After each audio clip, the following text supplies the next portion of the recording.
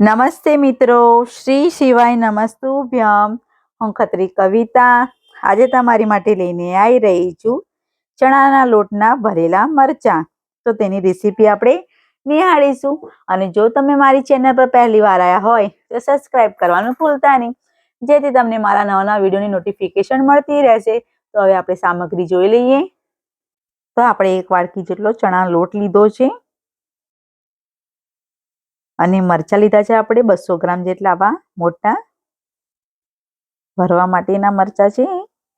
અને આપણે લાલ મરચું લીધું છે, આપણે 2 ચમચી જેટલું લીધું છે. થોડું હિંગ લીધી છે અડધી ચમચી, હળદર પણ લીધી છે અડધી ચમચી, અને ધાણા જીરું લીધું છે આપણે 4-5 ચમચી લીધું છે નાની. લીંબુનો રસ લેવાનો છે, 1 લીંબુનો રસ છે. ખાંડ લીધી છે આપણે 1 ચમચી જેટલી, અને મીઠું લેવાનું છે પ્રમાણસર. તો આપણે કઢાઈ મૂકી દેવાની છે. તો આપણે એના અંદર ચણાનો લોટ છે એ બધો આપણે ઉમેરી લઈશું અને આપણે એને 5 મિનિટ માટે આપણે શેકવાનું છે. બહુ વધારે પણ આપણે બ્રાઉન નથી કરવાનું, આપણે 5 મિનિટ માટે આપણે ખાલી શેકવાનું છે સારી રીતે, જેથી મરચામાં આપણે કાચું જેવું લાગે નહીં. તો એકદમ સારી રીતે આપણે શેકી લઈશું 5 મિનિટ માટે. તો તમે જોઈ શકો છો, તો 5 મિનિટ આપણી રેડી થઈ ગઈ છે અને એકદમ સરસ રીતે આપણું શેકાઈ પણ ગયું છે. તો આપણે એને કાઢી લઈશું. તો ડીશની અંદર જ આપણે કાઢી લેવાનું છે અને ઠંડુ કરવા માટે મૂકી દઈશું લોટને.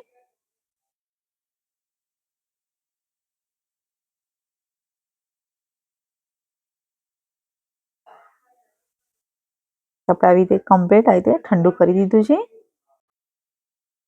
તો આવી રીતે કમ્પ્લીટ થઈ ગયું છે આપણે. તો લાલ મરચું છે એ આપણે અંદર ઉમેરી લઈશું. અને તમને વધારે જો તીખા મરચાં ખાવા હોય તો તમે અંદર ઉમેરી શકો છો લાલ મરચું. થોડુંક મીઠું ઉમેરી લઈશું. આપણે મીઠું પ્રમાણસર ઉમેરવાનું છે. હિંગ થોડીક લઈ લઈશું અંદર. હળદર, ધાણા જીરું લઈ લઈશું અંદર બધું. ખાંડ લઈ લઈશું એ પણ.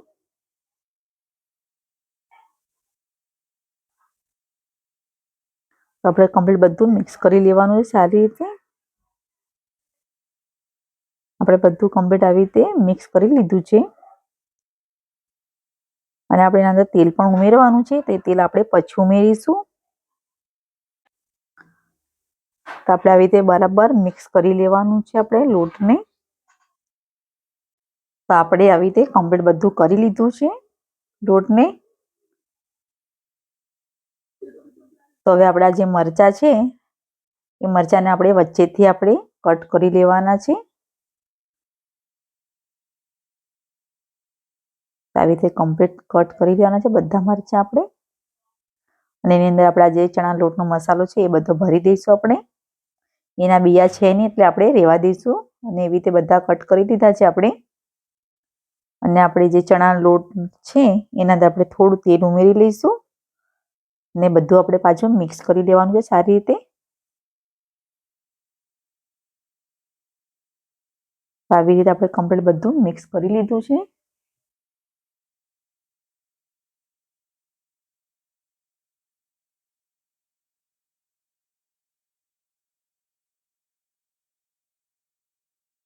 આપણે કમ્પ્લીટ સારી રીતે રેડી થઈ ગયું છે.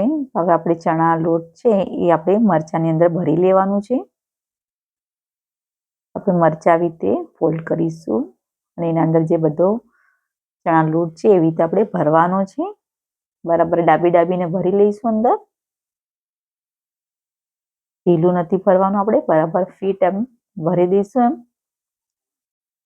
તો તમે જોઈ શકો છો આપણે સારી રીતે એકદમ દબાવીને ભરી દીધું છે. તો આપણે એવી રીતે બધા મરચાં આપણે ભરવાના છે. તો આપણે આંગળીના મદદથી આવી રીતે કમ્પ્લીટ ફિટ કરી દેવાનું છે. તો આવી રીતે બધા મરચાં આપણે ભરી લીધા છે. અને આવો થોડોક ચણા લોટ આપણો બચેલો છે તે આપણે પછી ઉપરથી ઉમેરીશું. તો આપણે એ જ કઢાઈ પાછી આપણે મૂકી દેવાની છે અને એના અંદર આપણે તેલ ઉમેરી લઈશું આપણે. તેલ આપણે કમસે કમ 4 ચમચી જેટલું આપણે તેલ અંદર ઉમેરી લીધું છે અને તેલ ગરમ થાય એટલે આપણે મરચાં અંદર ઉમેરી લઈશું આપણે. તો આવી રીતે આપણે મરચાં બધા ધીમે ધીમે આપણે બધા મૂકી દેવાના છે.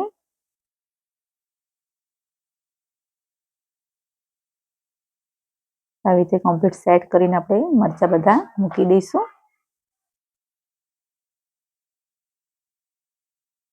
તો હવે આપણે એને 5-10 મિનિટ માટે ઢાંકી દેવાનું છે.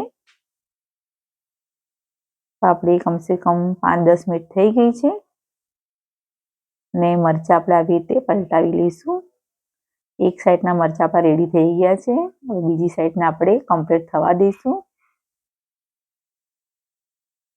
તો તમે જોઈ શકો છો આપણા મરચાં એકદમ સરસ રીતે થઈ ગયા છે બ્રાઉનમાં અને ખાવામાં પણ ટેસ્ટી લાગશે એકદમ જ.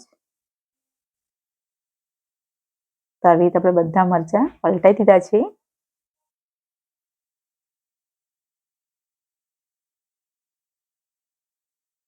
તો બધા મરચાંને આપણે કમ્પ્લીટ થઈ ગયા છે.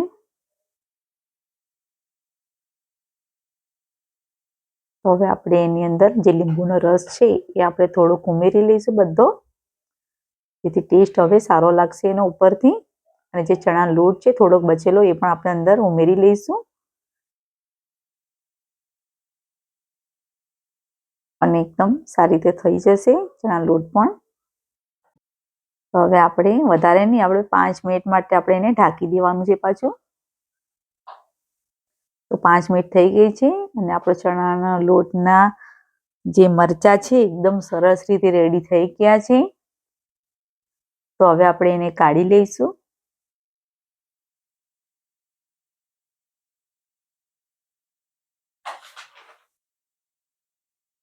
તો તમે જોઈ શકો છો એકદમ સરસ રીતે રેડી થઈ ગયા છે મરચાં આપણા. તો હવે આપણે એને ડીશમાં કાઢી લેવાનું છે.